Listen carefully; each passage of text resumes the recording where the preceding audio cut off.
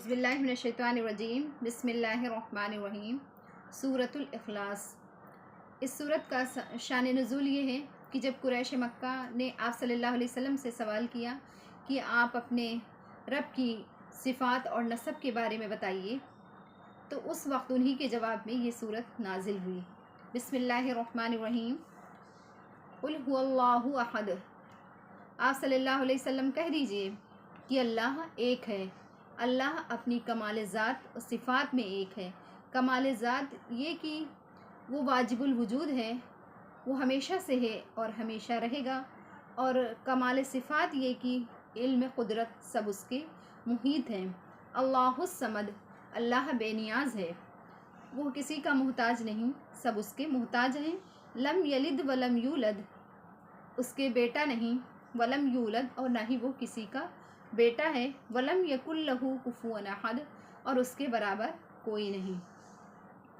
इस सूरत की बहुत से फ़जीलतें भी हैं।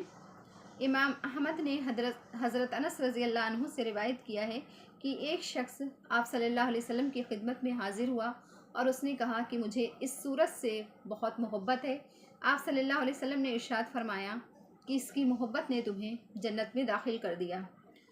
तिरमिज़ी ने हज़रत अबू हुरैरा रज़ी अल्लाह अन्हु से रिवायत किया है कि एक मरतबा आप सल्लल्लाहु अलैहि वसल्लम ने इरशाद फरमाया, सब लोगों को जमा करो और मैं उन्हें एक तिहाई कुरान सुनाऊंगा।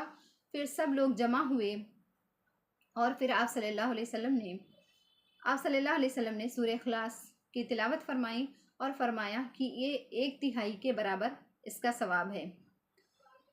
इसी तरह से और भी हदीस शरीफ में आता है। हदीस शरीफ का मफ़हूम है कि जो शख्स सुबह और शाम सूरह इखलास और मुअव्विज़तैन पढ़ लिया करे, मुअव्विज़तैन यानी कि सूरह फलक और सूरह नास पढ़ लिया करे, तो वो हर बला और मुसीबत से उसकी हिफाजत होगी।